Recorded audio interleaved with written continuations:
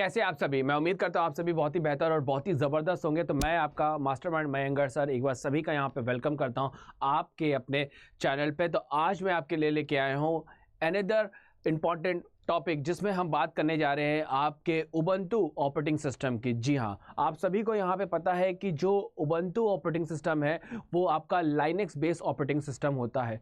सो यहाँ पे यदि हम देखें तो आईसीटी का जो आपका सेकंड चैप्टर है वहाँ पे हम पढ़ने जा रहे हैं आपके उबंटू ऑपरेटिंग सिस्टम को। लास्ट क्लास में मैंने आपके लिए विंडोज़ ऑपरेटिंग सिस्टम में लेके आया था, उसके सारे के सारे वर्किंग को मैंने आपको यहाँ पे पढ़ाया था। साथ में विंडोज़ 10 में जो आपके इंपॉर्टेंट फीचर्स हैं उस पर हमने यहाँ पे चर्चा किया था। और आज हम यहाँ पे डिस्कस करने जा रहे हैं उबंटू ऑपरेटिंग सिस्टम की।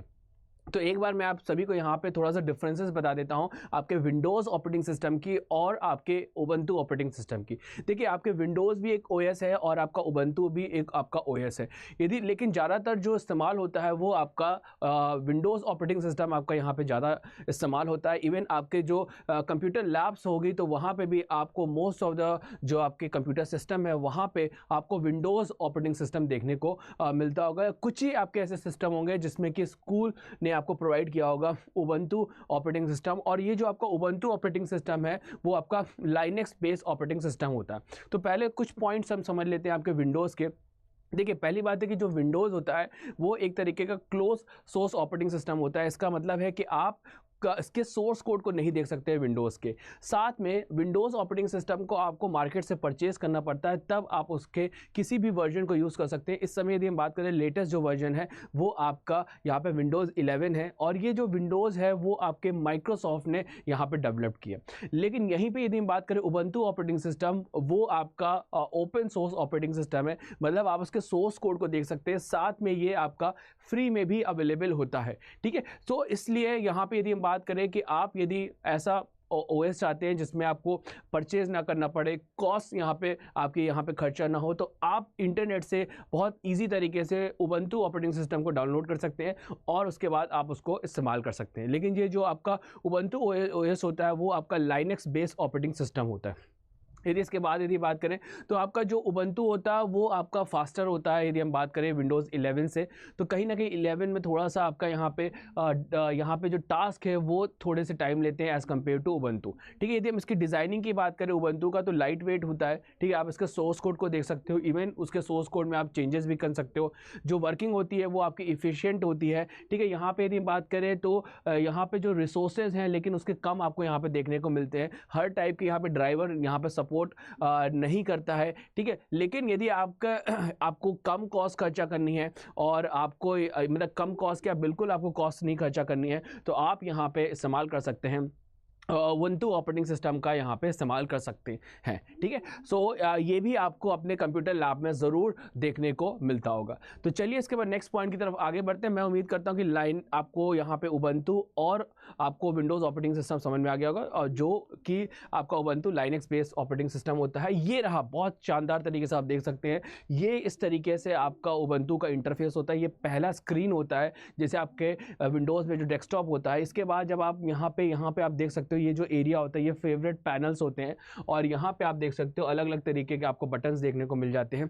जैसे यहाँ पे देखो, ये आपका वॉइस का होता है, ऑडियो का बटन होता है। यहाँ पे आपको कोई भी सिस्टम को रीस्टार्ट करना हो, शट डाउन करना हो, उसका आपको यहाँ पे बटन्स मिल जाते हैं। ठीक है, इसके बाद यदि आप बात करें यहीं पे आपको देखो ये ऑडियो से रिलेटेड आपको यहाँ पे बटन्स मिल जाते हैं। तो इस तरीके से आपको अलग अलग तरीके के यहाँ पे बटन्स होते हैं। यहाँ पे भी आपको ये फेवरेट पैनल्स में आप देखोगे तो आपको पास गूगल ये मोजिला फायरफॉक्स मिल जाता है। ठीक है, इसके अलावा यदि हम बात करें तो ये आपका थंडरबर्ड की फैसिलिटी है जिसके थ्रू आप मेल कर सकते हैं। आपको यहाँ पे होम फोल्डर मिल जाता है, अलग अलग तरीके के म्यूज़िक के भी आपको यहाँ पे फोल्डर्स मिल जाते हैं। यहाँ पे आपको टर्मिनल मिल जाता है। तो अलग अलग तरीके के यहाँ पे आइकन्स आपको यहाँ पे देखने को मिलते हैं लेफ्ट हैंड साइड में कॉर्नर्स में। ठीक है, तो ये एक तरीके का ये आपका ये लॉगिन पेज है। यहाँ पे आप क्लिक करते हो, यूज़र अपना पासवर्ड बताता है और इसके बाद फिर आपको ये वाला पेज यहाँ पे देखने को मिल जाएगा। चलिए नेक्स्ट पॉइंट की तरफ हम आगे बढ़ते हैं। नेक्स्ट स्क्रीन को हम देख लेते हैं। तो ये मैंने आपका विंडोज़ 10 की स्क्रीन लगाई कि जैसे विंडोज़ 10 में आप देखो अलग अलग तरह की फैसिलिटीज़ आपको देखने को मिलती है। जैसे आप यदि हम बात करें तो आपका ये यहाँ पे ब्राउज़र्स भी आपका शो हो रहा है। यहाँ पे आपको अलग अलग तरीके के आप किस तरीके से आप वहाँ पे ऐप ओपन कर सकते हो, किस तरीके से आप स्टार्ट बटन पर क्लिक करते हो तो वर्किंग करते हो। तो कुछ बहुत फीचर्स आपको विंडोज़ 10 में भी देखने को मिल जाते हैं। कुछ दिखने में जो होता है आपका विंडोज़ 10 कुछ इस तरीके से यहाँ पे होता है। चलिए नेक्स्ट पॉइंट की तरफ हम आगे बढ़ते हैं। तो यहाँ पे मैं सबसे पहले आपको बताने जा रहा हूँ उबंटू ओएस का। तो आपको देखो सिंपल सा क्या करना है, पहले इसके फाइल को यहाँ पे डाउनलोड करना है इंटरनेट से। इसके बाद उसको इंस्टॉल कर लेना है अपने कंप्यूटर सिस्टम में इस पर्टिकुलर ओएस को। और इसके बाद जब आप ओएस को इंस्टॉल कर लेंगे तो जो पहली स्क्रीन जब इंस्टॉल हो जाएगा तो पहली स्क्रीन आपकी किसकी होगी, लॉगिन स्क्रीन होगी। तो जैसे आपका कंप्यूटर सिस्टम बूट होगा वैसे ही आपको ये वाली स्क्रीन ऐसे कुछ देखने को यहाँ पे मिलेगी। और यहाँ पे आप अपना क्या करेंगे, यहाँ पे पासवर्ड को टाइप करेंगे और जब आप इंटर करेंगे तो आप इसके फिर स्क्रीन को देख पाओगे, फर्स्ट स्क्रीन को देख पाओगे। तो यहाँ पे आपका यूज़र नेम और पासवर्ड लॉगिन स्क्रीन में इंटर किया जाता है और इंटर करने के बाद फिर आप वहाँ पे क्या कर सकते हैं, अपने जो आप यदि हम बात करें रूट यूज़र की तरीके से आप इंटर कर सकते हैं, या आप इंस्टॉलेशन के टाइम पे आप एक और यूज़र भी बना सकते हैं जो कि आपका गेस्ट यूज़र की तरीके से वर्क करेगा। लेकिन ये आपका जैसे आपका कंप्यूटर सिस्टम बूट होता है उबंटू, वहाँ पे आप यहाँ पे क्या करते हैं, इस ऑपरेटिंग सिस्टम में आप पासवर्ड डालोगे, इंटर करोगे और इसके बाद आपका लॉगिन हो जाएगा। और लॉगिन होने के बाद फिर आपको कुछ इस तरीके का स्क्रीन आपको देखने को यहाँ पे मिलेगा। ठीक है, जैसे अभी आपको मैंने ये बताया था कि ये सारे के सारे फेवरेट आपके पैनल्स होते हैं जिसमें अलग अलग तरीके के आइकन्स होते हैं। यहाँ पे भी आपको बहुत सारे बटन्स देखने को मिल जाते हैं। जैसे आपको अलग अलग बटन्स मैं बता देता हूँ। जैसे सबसे पहले ये फेवरेट पैनल्स मैंने आपको बता दिया, ये पूरा का पूरा एरिया है जिसमें आपको वेब ब्राउज़र, ये ईमेल का सॉफ्टवेयर हो गया, ये आपका होम बटन हो गया, ये म्यूज़िक से रिलेटेड है, ये आपका यदि हम बात करें तो ये एक तरीके से वर्ड के आइकन्स हो गए। तो अलग अलग तरीके के यहाँ पे आइकन्स आपको यहाँ पे देखने को मिल जाते हैं। फिर इसके बाद यदि हम बात करें तो आपको यदि मान लो लैंग्वेजेस चेंज करना है तो आप इस EN पे क्लिक कर सकते हैं और वहाँ पे लैंग्वेजेस को यहाँ पे चूज़ कर सकते हैं। ठीक है, आप अलग अलग तरीके की यहाँ पे जो भी लैंग्वेजेस है वो आप यहाँ पे चेंज कर सकते हैं। ऑडियो की हम बात करें तो आपको यहाँ पे जैसे आपको वॉइस का मिल रहा है इसी तरीके से आपको ऑडियो का भी एक बटन मिल जाता है, उस पर आप क्लिक करके ऑडियो की वैल्यूज़ में चेंजेस कर सकते हैं। ठीक है, इसके बाद यदि हम नेक्स्ट पॉइंट की तरफ आगे बढ़ते हैं तो यहाँ पे आपको यदि सिस्टम का डेट और टाइम देखना होता है तो ये देखिए आपको सिस्टम का डेट एंड टाइम देखने को मिल जाता है। इसी तरीके से पावर मेन्यू भी आपके पास होता है, यहाँ पे आप क्लिक करते हो तो आप इसको रीस्टार्ट कर सकते हो, आप इसको यहाँ पे शट डाउन कर सकते हो या सस्पेंड कर सकते हो। मतलब बेसिकली शट डाउन आपका सस्पेंड की तरीके से काम करता है। और यहाँ पे नेटवर्क की सेटिंग, आपको सिस्टम सेटिंग्स भी आपको यहाँ पे देखने को मिल जाती है। जब आप इस पर क्लिक करते हो तो वहाँ पे आपको सिस्टम सेटिंग का एक ऑप्शन आता है और उसमें भी आप अलग अलग तरीके के चेंजेस यहाँ पे करने को आपको मिल जाते हैं। तो ये सारे के सारे जितने भी मैंने आपको ऑप्शंस लिखे हैं, चाहे वो सिस्टम की डेट एंड टाइम हो, ठीक है, या आपका पावर मेन्यू हो या सिस्टम की सेटिंग हो, वो सब आपको इसी एरिया में देखने को मिल जाता है। ठीक है, जैसे ही यदि आपके कंप्यूटर अवेलेबल है आपके लैब में, कंप्यूटर लैब में, तो ज़रूर आप इस एरिया को ज़रूर चेक करिएगा और वहाँ पे देखिएगा कि सारी चीज़ें आपको वहाँ पे शो हो रही होंगी। यदि और आपके पास यदि उबंटू ऑपरेटिंग सिस्टम है तो इसको अभी आफ्टर द क्लास ज़रूर वहाँ पे चेक करिएगा। चलिए नेक्स्ट पॉइंट की तरफ हम आगे बढ़ते हैं। तो नेक्स्ट पॉइंट है कि लॉन्च यदि हम करते हैं, किसी एप्लीकेशन को लॉन्च करना चाहते हैं तो हम कैसे लॉन्च करेंगे। बहुत ही देखिए बहुत ही बढ़िया ये एक पॉइंट है जो कि आपके सिलेबस में यहाँ पे आता है। तो आपको क्या करना है, इस तरीके का एक बटन होता है जिसको हम बोलते हैं उबंटू लॉन्चर कहते हैं। ठीक है, तो इस पर्टिकुलर उबंटू लॉन्चर पर जब आप क्लिक करते हो, ठीक है, तो जैसे ये मैं आपको दिखाता हूँ, ये वाला यहाँ पे बटन बेसिकली होता है, ये वाला बटन। ठीक है, ये वाला जब बटन होता है इस पर आप क्लिक करते हो तो ऐसा सर्च बार आपको पास आ जाता है। तो यहाँ पे आपको जो भी एप्लीकेशन है वो आपको यहाँ पे टाइप करनी है। जैसे आपने लिखा थंडरबर्ड मेल, जैसे ही आप थंडरबर्ड मेल लिखोगे इस तरीके से आपका जो आइकन होगा वो आपका यहाँ पे शो हो जाएगा। ये एक ऐसा एप्लीकेशन सॉफ्टवेयर है जिसके थ्रू आप मेल को इसके साथ कॉन्फ़िगर करके इजी वे में आप कोई भी मेल को आप कर सकते हो। इवन यदि आपका इंटरनेट नहीं चल रहा है तो आप मेल जो आई हुई है उसको आप ऑफलाइन पढ़ भी सकते हो।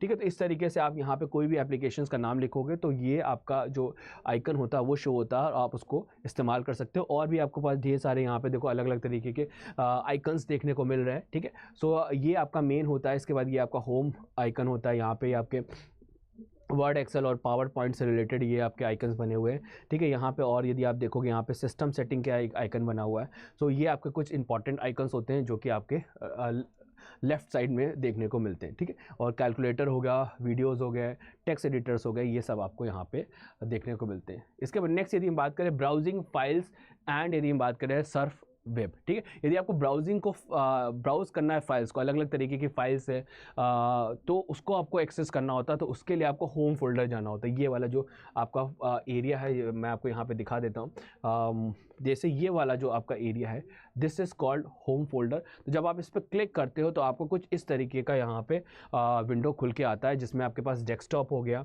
ठीक है। डेस्कटॉप का फोल्डर देखने को मिल जाता है, पिक्चर्स का, ठीक है, वीडियोस का, म्यूज़िक का, डाउनलोड्स का और डॉक्यूमेंट्स का। इस तरीके से आपके पास अलग अलग तरीके के यहाँ पे फोल्डर्स देखने को आपको अच्छी तरीके से यहाँ पे मिल जाता है। और यहाँ पे आप इस तरीके से सारी की सारी चीज़ें आप यहाँ पे भी लेफ़्ट हैंड साइड पे भी यहाँ पे आप देख सकते हैं, ठीक है। तो मैं उम्मीद करता हूँ कि आपको होम समझ में आ गया होगा। तो होम के थ्रू आप जो भी फोल्डर्स पे जाना चाहें आप जा सकते हैं। जस्ट लाइक आपका विंडोज़ में जो आपका फाइल एक्सप्लोरर होता है, वैसे यहाँ पे ये काम करता है, ठीक है। चलिए नेक्स्ट पॉइंट की तरफ हम लोग आगे बढ़ते हैं। तो नेक्स्ट पॉइंट आपका आता है सर्फ वेब, ठीक है। आपको यदि वेब को सर्फ करना है तो वो भी बहुत इजी तरीका होता है। जैसे अब मैंने आपको बताया, ये एरिया आपका क्या होता है, फेवरेट पैनल होता है। तो यहाँ पे आपका जैसे गूगल क्रोम है, ठीक है, या आपके पास कोई और भी यदि कोई ब्राउज़र है तो वो आप वहाँ पे क्लिक करके इस तरीके से, यदि हम बात करें तो इस तरीके से जब आप क्लिक करते हो तो यहाँ पे आप जैसे ही क्लिक करोगे तो यहाँ पे मोज़िला फायरफॉक्स का एक आपका पेज खुल जाएगा। और उस पेज को खुलने के बाद आप उसमें कोई भी चीज़ उसके एड्रेस बार पे जो आप टाइप करोगे, चाहे आप गूगल टाइप करो या www.adda247.com इस तरीके से वेबसाइट टाइप करो, तो वो वेबसाइट आपके सामने यहाँ पे खुल के आ जाती है। तो इस तरीके से आप सर्फिंग करते हो, यहाँ पे सिंपल सा इस वेब ब्राउज़र पे क्लिक करोगे और आपको यहाँ पे वेब ब्राउज़र देखने को मिल जाता है। चलिए इसके बाद यदि नेक्स्ट पॉइंट की तरफ हम आते हैं तो आपके पास आता है टर्मिनल, ठीक है। टर्मिनल भी एक तरीके का, देखो जैसे मैंने आपको MS DOS दिखाया था जिसमें कि आपके सिर्फ और सिर्फ कमांड आप लिख पा रहे थे, उसी तरीके से आपके उबंटू ऑपरेटिंग सिस्टम में जो कि आपका लाइनक्स बेस होता है, वहाँ पे आपका टर्मिनल होता है। तो उसके लिए आपको क्या करना है, इस पर्टिकुलर बटन, मतलब जिसको हम बोल रहे हैं उबंटू लॉन्चर कह रहे हैं, इस पर जब आप क्लिक करोगे वहाँ पर टर्मिनल टाइप करोगे तो इस तरीके से देखो आपको ये टर्मिनल का आइकन देखने को मिल जाएगा। आप उस पर जब क्लिक करोगे तो पूरी की पूरी एक ब्लैक कलर की स्क्रीन, जैसे आपकी MS DOS की स्क्रीन होती है वैसे आपको वहाँ पे देखने को मिल जाती है। और वहाँ पे एक इस तरीके का, जैसे ये आपका पास एरो बना हुआ है, वैसे ही आपका वहाँ पे एरो देखने को आपको ऐसे मिल जाएगा। वहाँ पे फिर आप कमांड लिखते हो डॉलर टाइप करके, फिर अलग अलग तरीके की कमांड आप उसमें लिख सकते हो। तो ये सिंबल आपको यहाँ पे देखने को मिल जाता है स्क्रीन पे। ब्लैक कलर की इंटायर स्क्रीन जो होती है आपकी, वो होती है कौन सी, ब्लैक कलर की स्क्रीन होती है, ठीक है। तो मैं उम्मीद करता हूँ टर्मिनल आपको यहाँ पे बिल्कुल अच्छी तरीके से समझ में आ गया होगा। चलिए इसके बाद नेक्स्ट पॉइंट की तरफ हम लोग आगे बढ़ते हैं। तो नेक्स्ट पॉइंट आपका आता है फाइल का स्ट्रक्चर, ठीक है। देखो इसके बाद जो आपके नेक्स्ट टॉपिक है जो बुक में लिखा हुआ है, वो लाइनक्स का डायरेक्टरी स्ट्रक्चर के बारे में यहाँ पे मेंशन किया गया है। मतलब जो आपका किस तरीके से आपकी फाइलें या फोल्डर स्टोर होते हैं लाइनक्स के अंदर, वो उसकी बात की जा रही है। तो जो लाइनक्स का यदि हम बात करें स्ट्रक्चर्ड होता है, ऑर्गेनाइज स्ट्रक्चर होता है, वो आपका हिरारिकल होता है। और यहाँ पे मतलब ट्री लाइक स्ट्रक्चर के तौर पर हम यहाँ पे काम करते हैं। सबसे टॉप पे आपका रूट होता है और उससे जो रूट से सारी की सारी अलग अलग यहाँ पे डायरेक्टरीज कनेक्टेड होती है, सब डायरेक्टरीज कनेक्टेड होती है, और फिर उसके बाद उसकी फाइलें कनेक्टेड होती है, ठीक है। जैसे यहाँ पे यदि देखें जो की पॉइंट्स है, जो आपका लाइनक्स का स्ट्रक्चर्ड है वो देखो हिरारिकल होता है, मतलब ट्री लाइक स्ट्रक्चर होता है। और यहाँ पे इस तरीके का डायरेक्ट सिंबल होता है। इसका मतलब होता है देखो बेसिकली रूट, ये आपका क्या होता है, रूट होता है। ये एरिया क्या है, आपका रूट है। और इसी के बाद आपको यहाँ पे /bin file, /etc file, /home file, /opt file, /temp file, /user file, /var variable file, ऐसे अलग अलग तरीके की फाइल्स और इस तरीके से अलग अलग तरीके के फोल्डर्स आपको यहाँ पे देखने को मिल जाते हैं। और इसके अंदर भी आपके सब फोल्डर्स या डायरेक्टरीज और यहाँ पे फाइल्स देखने को आपको यहाँ पे मिल जाती है, ठीक है। तो ये आपके पास अलग अलग तरीके की डायरेक्टरीज हैं और इसी के अंदर आपके सब डायरेक्टरीज फाइल्स भी आपको देखने को मिल जाती है। तो ये स्ट्रक्चर आपका क्या होता है, लाइनक्स का डायरेक्टरी स्ट्रक्चर यहाँ पर बोला जाता है, ठीक है। चलिए नेक्स्ट पॉइंट की तरफ हम लोग आगे बढ़ते हैं। तो यदि हम बात करते हैं जो आपके नेक्स्ट डायरेक्टरी स्ट्रक्चर्स के बाद आपके कुछ ये आपके किस तरीके से इसको सारे के सारे जो डायरेक्टरी स्ट्रक्चर्स है उसको हम आगे फर्दर डिवाइड करते हैं, उसको हम यहाँ पे डिटेल में देख लेते हैं, क्योंकि ये सब आपके कोर्स में। सबसे पहले यदि हम ये स्लैश की बात करें तो ये स्लैश आपका रूट डायरेक्टरी बताता है, मेन मतलब एक तरीके की डायरेक्टरी है जो आपकी टॉप हिरार्की को बताता है। और ये जो टॉप हिरार्की है वो अलग अलग तरीके की डायरेक्टरीज को क्या करती है, यहाँ पे कंटेन करती है, ठीक है। तो ये आपका यहाँ पे क्या हो गया, सिंपल सा दिस इज अ रूट, ठीक है। ये मेन आपका एरिया है, ठीक है। जैसे यहाँ पे देखो ये आपका मेन हो गया, और इसके बाद जो डिफरेंट तरीके की डायरेक्टरीज यहाँ पे क्या होती हैं, कनेक्टेड होती हैं। जो डिफरेंट तरीके की डायरेक्टरीज है वो देखिए यहाँ पे ऐसे कनेक्टेड होती है, और हर एक डायरेक्टरीज कुछ अलग तरीके के डेटा को कंटेन करती है। ठीक है, जब बिन हो गया अलग तरीके डेटा कंटेन करेगा, एस बिन हो गया अलग तरीके डेटा कंटेन करेगा। जैसे बिन की बात करें तो बाइनरी फाइल्स, यूज़र की बाइनरी फाइल्स को कंटेन करता है। एस बिन की बात करें सिस्टम बाइनरीज को, ETC की बात करें कॉन्फ़िगर फाइल्स को। तो हर एक जो डायरेक्टरीज है, हर एक डायरेक्टरी कुछ अलग तरीके की फाइलों को यहाँ पे कंटेन करती है। ठीक है, ये भी आपके एग्जाम में पूछी आती है। तो कौन कौन सी डायरेक्टरीज आपके एग्जाम में पूछी आती हैं उस पर हम यहाँ पे डिस्कशन कर लेते हैं। ठीक है, तो बोर्ड के पेपर में आपसे स्लैश बूट के बारे में पूछा सकता है। तो जो स्लैश बूट है वो आपकी जितनी भी फाइलें हैं बूटिंग से रिलेटेड, सिस्टम के बूटिंग का मतलब क्या होता है, या बूट की बात है मतलब किस तरीके से कंप्यूटर सिस्टम में जो आपके OS है वो लोड होता है, उससे रिलेटेड जितनी भी फाइलें हैं वो सब की सब कौन कंटेन करता है, स्लैश बूट यहाँ पे कंटेन करने का यहाँ पे काम करता है। ठीक है, तो स्लैश बूट के थ्रू जितने भी आपकी बूटिंग फाइल्स हैं, ठीक है, कंप्यूटर सिस्टम को स्टार्ट करने में जो हेल्प करती है, वो सारी की सारी जो फाइलें हैं या सब फोल्डर्स हैं वो इस तरीके की डायरेक्टरीज़ के अंदर होती है। जितनी भी तरीके की डायरेक्टरीज़ है, सब डायरेक्टरीज़ है, फाइलें हैं, वो सारी की सारी इस डायरेक्टरीज़ के अंदर आपको देखने को यहाँ पे मिल जाती हैं। ठीक है, चलिए इसके बाद नेक्स्ट पॉइंट की तरफ हम लोग आगे बढ़ते हैं। नेक्स्ट पॉइंट आपके पास है डॉट ETC। अब ETC डायरेक्टरी देखिए आपकी लाइनक्स में क्या होती है, या उबंटू में आपके यदि हम बात करें क्या होती है, तो वहाँ पे स्लैश ETC जो है वो आपकी कॉन्फ़िगर फाइल्स को यहाँ पे कंटेन करने का काम करती है। और यदि हम बात करें तो जितनी भी एसेंशियल, जितनी भी इंपॉर्टेंट फाइलें होती है, ज़रूरी फाइलें होती है, ठीक है, वो आपकी यहाँ पे आपको स्लैश ETC में देखने को मिलती है। जैसे आपकी विंडोज़ की हम बात करें तो आपका लोकल डिस्क C जो एरिया होता है वहाँ पर आपको जितनी भी तरह की कॉन्फ़िगर फाइलें आपको देखने को मिल जाती हैं। उसी तरीके से जो आपका स्लैश ETC होता है, ये डायरेक्टरी, ये आपकी हर तरीके की सब डायरेक्टरी और फाइलों को कंटेन करता है जो कि कॉन्फ़िगरेशन से रिलेटेड होती हैं। ठीक है, फाइलों के, और जो कि इंपॉर्टेंट होती हैं लाइनक्स सिस्टम को मैनेज करने के लिए, वो सारी की सारी फाइलें और सब डायरेक्टरी आपके स्लैश ETC में होती है।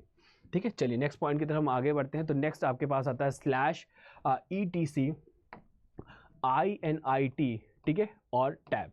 ठीक है, ये जो आपका ये फाइल होता है वो क्या कंटेन करता है, यदि हम इसकी बात करें तो कैसे सिस्टम हमारा स्टार्ट होगा, कैसे सिस्टम हमारा मॉनिटर होगा, कैसे हमारा सिस्टम रीस्टार्ट होगा, ये सारे के सारे जो प्रोसेसेस होते हैं सिस्टम की बूटिंग से रिलेटेड, जितने भी आपके जो आपकी फाइलें हैं या आपकी जितनी भी रनिंग सिस्टम को रन करने से रिलेटेड जो फाइलें हैं वो सारी की सारी कहाँ पे होती हैं, वो आपकी इस पर्टिकुलर, ठीक है, INIT टैब फाइल के अंदर यहाँ पे आपको देखने को मिल जाती है। ठीक है, जितनी भी आपकी कॉन्फ़िगरेशन फाइल्स हैं जो कि आपको स्टार्ट करने में आपको हेल्प करती हैं, सिस्टम को इनिशियल INIT प्रोसेस को स्टार्ट करने में, उसको मॉनिटर करने में, या फिर उसको रीस्टार्ट करने में, वो सारी की सारी फाइलें आपको इस एरिया में देखने को यहाँ पे मिल जाती है। ठीक है, चलिए मैं उम्मीद करता हूँ ये आपको क्लियर हो गया होगा।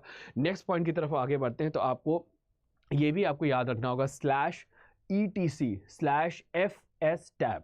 ठीक है, FS टैब ये क्या कंटेन करता है, ये जैसे आपकी जो CD आपकी कनेक्टेड होती है कंप्यूटर सिस्टम के साथ, या आपके फ्लॉपी डिस्क यदि कोई कनेक्टेड है, या कोई भी आपकी डिवाइस यदि कनेक्टेड है, उन सारी की सारी डिवाइसेस की जो इंफॉर्मेशन होती है, डिटेल इंफॉर्मेशन होती है, वो सारी की सारी इंफॉर्मेशन आपकी FS टैब के अंदर यहाँ पे स्टोर होती है। तो ये आपका मेन एरिया है जो कि आपको इस तरीके की जो इन्फॉर्मेशन है उसको कंटेन करने का यहाँ पे काम करता है।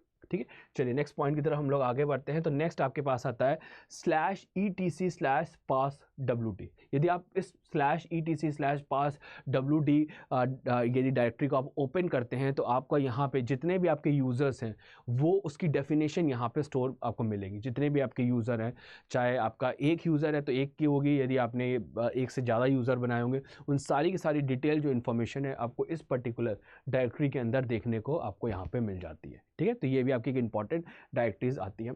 इसके बाद यदि हम नेक्स्ट आगे बढ़े तो आपके पास एक आता है slash bin comma slash user slash बिन।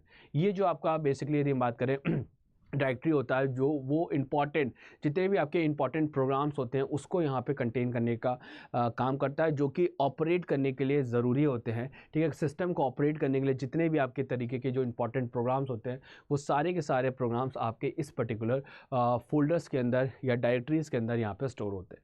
ठीक है, चलिए इसके बाद नेक्स्ट पॉइंट की तरफ हम आगे बढ़ते हैं। तो नेक्स्ट आपके पास आता है स्लैश SBIN और /user/admin, ठीक है। तो ये यदि इसकी हम बात करें तो ये आपका जो डायरेक्टरी होता है वो एडमिन प्रोग्राम को यहाँ पे कंटेन करता है, जो आपके जो सिस्टम एडमिन होते हैं उनको यहाँ पे कंटेन करने का काम करता है, जो कि आपके रूट यूज़र को रन करने में आपको हेल्प करता है। तो ये आपका काफ़ी इंपॉर्टेंट होता है। देखो यहाँ पे लिखा हुआ /user/admin, ठीक है। तो ये आपके सिस्टम एडमिन प्रोग्राम को यहाँ पे कंटेन करता है, जो कि आपके रूट यूज़र को यहाँ पे रन करने में हेल्प करता है, ठीक है। नेक्स्ट पॉइंट की तरफ हम आगे बढ़ते हैं, /यूज़र। यदि आपको जितने भी यूज़र हैं वो उनके पूरी की पूरी इन्फॉर्मेशन को यहाँ पे देखना है तो आप यहाँ पे यूज़ कर सकते हैं /यूज़र में आप उनके सारी की सारी इन्फॉर्मेशंस को देख सकते हैं। फिर इसके बाद यदि बात करें /user/doc, तो जितने भी आपके यूज़र ऐप के जितने भी आपके डॉक्यूमेंट्स हैं वो सब के सब आपको इस पर्टिकुलर डायरेक्टरीज़ में देखने को मिल जाते हैं, ठीक है। ये भी आपके बोर्ड के पेपर में पूछे जाते हैं, किसी ना किसी आपके डायरेक्टरीज़ के बारे में आपके बोर्ड के पेपर में पूछा जा सकता है। इसके बाद /user/share, तो जितने भी आपके कॉन्फ़िगरेशंस की फाइलें हैं कि आपके यूज़र ऐप की, वो सारी की सारी इन्फॉर्मेशन आपको इस पर्टिकुलर फोल्डर में, इस पर्टिकुलर डायरेक्टरी में आपको यहाँ पे देखने को मिल जाती है। चलिए नेक्स्ट पॉइंट की तरफ हम आते हैं। इसके बाद है /user/src, ठीक है, जिसको हम बोलते हैं सोर्स। src का मतलब सोर्स। तो जितने भी आपके यूज़र की सोर्स फाइलें हैं वो सारे के सारे वो आपको यहाँ पे देखने को मिल जाती हैं, ठीक है। चलिए नेक्स्ट पॉइंट की तरफ हम आगे बढ़ते हैं। इसके बाद हम आपके पास आता है /sr/include। ये पर्टिकुलर जो आपका डायरेक्टरी होता है वो आपकी हेडर फाइल को यहाँ पे कंटेन करने का काम करता है। जो भी आपके कंप्यूटर्स की हेडर फाइल है उनको यहाँ पे कंटेन करने का, कंपाइलर की जितनी भी आपकी हेडर फाइल है वो सारी की सारी यहाँ पे आपकी स्टोर होती है, ठीक है। चलिए नेक्स्ट पॉइंट की तरफ हम आगे बढ़ते हैं। नेक्स्ट डायरेक्टरी देख लेते हैं, /user/local, ठीक है। तो जितने भी आपके ऐप हैं या जितने भी आपकी फाइलें हैं, ठीक है, वो सारे के सारे जो आपकी लोकल मशीन्स पे हैं, ठीक है, जिसको कि आप शेयर नहीं करते हो अदर्स को, वो सारी की सारी इन्फॉर्मेशन आपको यहाँ पे देखने को मिल जाती हैं, ठीक।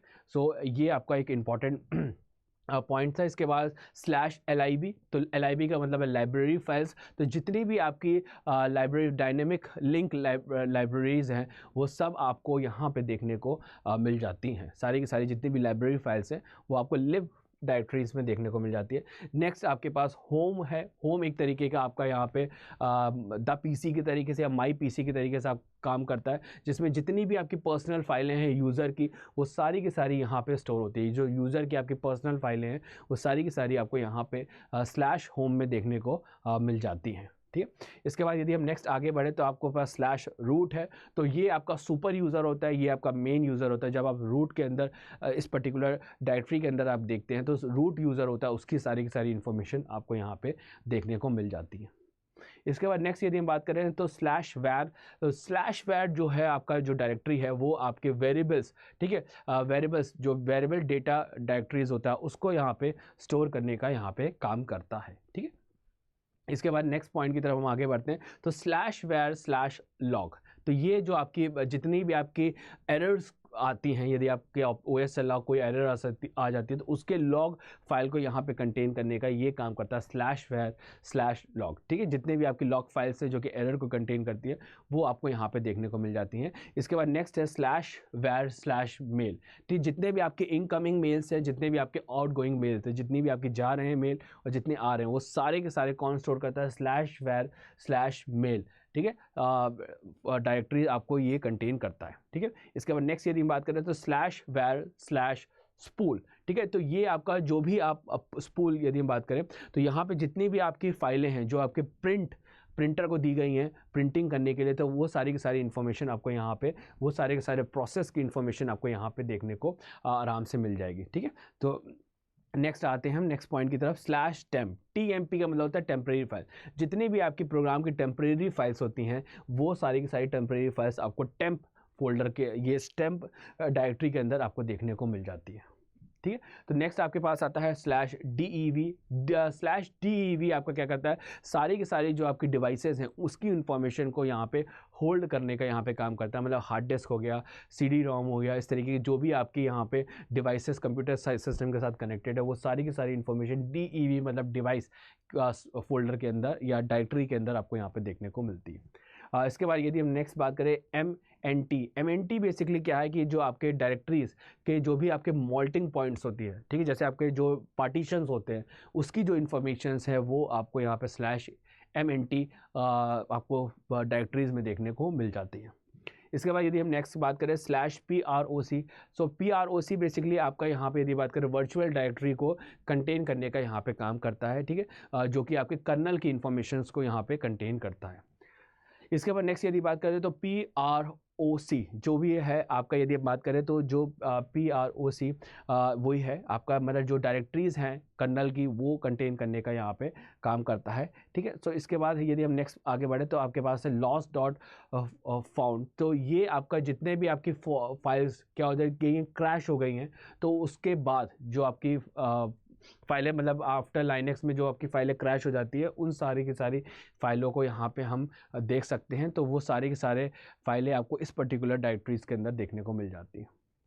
अब इसके बाद आपके पास आता है यहाँ पे होम डायरेक्टरीज़। तो यहाँ पे देखो किस तरीके से यहाँ पे जो होम डायरेक्टरीज़ है वो आपके, देखो मैंने भी आपको बताया भी था, जितनी भी आपके वो पर्सनल इन्फॉर्मेशंस हैं, जितनी भी आपकी पर्सनल फाइल्स हैं, वो सारी की सारी आपको यहाँ पे होम डायरेक्टरीज़ में आपको देखने को मिल जाती है। जैसे एक तरीके का आप डेट स्ट्रक्चर देखो तो होम के अंदर आपका क्या होता है, बिन के अंदर आपको देखो बूट है, DIV है, ETC है, इसके बाद होम है, फिर लिब है, फिर मीडिया है और /MNT है। और इसके बाद यदि आप बात करोगे इसी में आपके पास OPT, इसके बाद ये आपका SBIN हो गया, टेम्प हो गया, यूज़र हो गया। यूज़र के अंदर भी आप देखोगे तो आपको SPOOL हो गया, टेम्प हो गया, लॉग फाइल्स मिल जाती हैं देखने को, ठीक है। यहाँ पे ये वेरिएबल्स के यूज़र की यदि बात करोगे तो यूज़र में देखो आपके पास बिन है, इंक्लूड है, लिब है, SBIN देखने को मिल जाती है। और वेरिएबल्स के अंदर आपको यहाँ पे लॉग फाइल है, स्पूल है, इसके बाद टेम्प है, ये सारी की सारी आपके सब यहाँ पे डायरेक्टरीज देखने को मिल जाती है। इस तरीके का जो हिरार्किकल स्ट्रक्चर होता है वो आपका हिरार्किकल स्ट्रक्चर किसका होता है, लाइनेक्स में हम देखने को मिलता है। और लाइनेक्स कहीं ना कहीं आपका जो उबंटू होता है वो लाइनेक्स बेस्ड ही होता है, ठीक है। ये सारा का सारा स्ट्रक्चर आपको आराम से उबंटू में देखने को मिल जाता है, ठीक है। इसके बाद नेक्स्ट टाइम यदि बात करें तो आपके कमांड भी बहुत इंपॉर्टेंट है जो आपके एग्ज़ाम में यहाँ पे पूछे जाते हैं। जो डिफरेंट तरीके के कमांड है वो भी एग्ज़ाम में आपके यहाँ पे आते हैं। जैसे यदि हम बात करें PWD कमांड, ठीक है, जैसे अभी मैंने आपको टर्मिनल के बारे में बताया था, तो टर्मिनल को जब आप ओपन करते हो तो उसके बाद आप इस तरीके के कमांड को प्रॉपर वे में लिख सकते हो। तो वहाँ पे आप क्या लिखोगे, सबसे पहले $, लिखोगे और वहाँ पे लिखोगे PWD।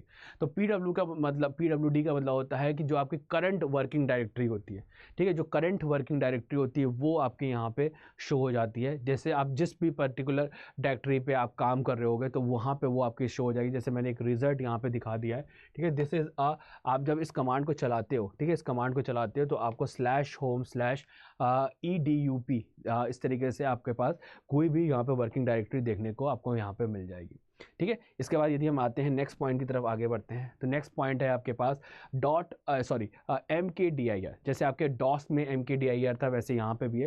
तो MKDIR आपका क्या कमांड करता है, यहाँ पे फ्रेश डायरेक्टरी को क्रिएट करने का यहाँ पे काम करता है। तो यहाँ पे आपको अगेन क्या लिखना होता है, यहाँ पे जैसे आपका टर्मिनल का सिंबल बना होगा और वहाँ पे $, के बाद MKDIR और यहाँ पे उस डायरेक्टरी का नाम, जैसे यहाँ पे आपने टेस्ट लिखा है, इसी तरीके से आप कोई भी नाम लिख सकते हो। तो आप MKDIR के बाद वहाँ पे डायरेक्टरी का नाम मेंशन करोगे तो वो आपकी टेस्ट आपकी क्या होगी, डायरेक्टरी यहाँ पे क्रिएट हो जाएगी, ठीक है। चलो नेक्स्ट के पॉइंट की तरफ हम आगे बढ़ते हैं। नेक्स्ट कमांड क्या है, तो ये कमांड आपके बोर्ड के पेपर्स में, ठीक है, आपको शॉर्ट क्वेश्चंस में देखने को मिल जाएगा। ये जो आपके क्वेश्चंस है वो आपको MCQs में देखने को मिल जाएगा। साथ में यदि बात करें जो अभी हमने फोल्डर्स के बारे में सब, यदि हम बात करें जितने भी हमने डायरेक्टरीज के बारे में देखा है, ये भी आपको MCQs में या फिल इन द ब्लैंक्स में, ठीक है, आपको यहाँ पर आराम से या ट्रू एंड फॉल्स में देखने को आपको मिल जाएगा, या शॉर्ट क्वेश्चन में इस टाइप के क्वेश्चन आपको देखने को अपने बोर्ड में मिल जाएगा, ठीक है। इसके बाद यदि हम बात करें CD आपका चेंज डायरेक्टरी है। तो यदि आपको डायरेक्टरी को चेंज करना है, एक से दूसरे में आपको यहाँ पे जाना है, तो आप यहाँ पे CD कमांड का इस्तेमाल कर सकते हैं, ठीक है। इसके बाद यदि हम नेक्स्ट आगे बढ़े तो आपके पास आता है डिलीट एन एम्प्टी डायरेक्टरी। यदि आपको कोई भी एम्प्टी डायरेक्टरी को डिलीट करना है तो उसके लिए आप क्या करोगे, यहाँ पे आप RM लिखोगे और DIR लिखोगे, ठीक है, RM DIR। और उस पर्टिकुलर डायरेक्टरी के अंदर यदि कोई भी सब डायरेक्टरी नहीं है या कोई भी फाइल नहीं है तो आप उसका नाम लिख के यदि एंटर करते हो तो वो आपकी जो डायरेक्टरी होती है वो आपकी यहाँ पे डिलीट हो जाती है। तो यही आपका होता है कि RM, ठीक है, DIR। तो ये क्या करता है, जो आपकी एम्प्टी डायरेक्टरीज हैं उसको रिमूव करने का ये कमांड है RM DIR, ठीक है। अब याद रखिए RM का मतलब रिमूव और डायरेक्टरी, लेकिन ये एम्प्टी होनी चाहिए, ठीक है। चलिए इसके बाद नेक्स्ट यदि हम आगे बढ़ते हैं, तो यदि आपको यहाँ पे नेक्स्ट पॉइंट की तरफ हम आगे बढ़ते हैं, यदि आपको टच कमांड यूज़ करना है तो टच कमांड बेसिकली क्या करता है कि एक फाइल को क्रिएट करता है। ठीक है, टच कमांड क्या करता है, एम्प्टी फाइल को क्रिएट करने का यहाँ पे काम करता है। तो आप डॉलर के बाद यहाँ पे टच लिखोगे और उसके बाद फाइल का नाम कुछ भी आप जो मेंशन करना चाहो वो आप मेंशन कर सकते हो।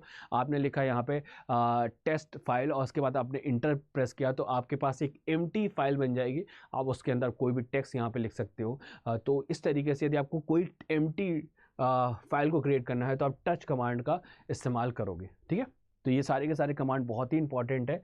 इसके बाद नेक्स्ट यदि हम बात करें तो आपको डिलीट करना है सिंगल फाइल को। ठीक है, तो उसके लिए आपके पास rm कमांड है। ठीक है, फोल्ड डायरेक्टरी को क्रिएट करना तो rm dir, आपको यदि फाइल को डिलीट करना तो वो है आपका पास rm, और rm के बाद आप फाइल का नाम बताओगे और इंटर करोगे तो वो जो आपकी फाइल होगी वो आपकी क्या हो जाएगी, यहाँ पे डिलीट हो जाएगी। तो फाइल को डिलीट करने के लिए आपके पास क्या आता है, यहाँ पे rm कमांड आता है।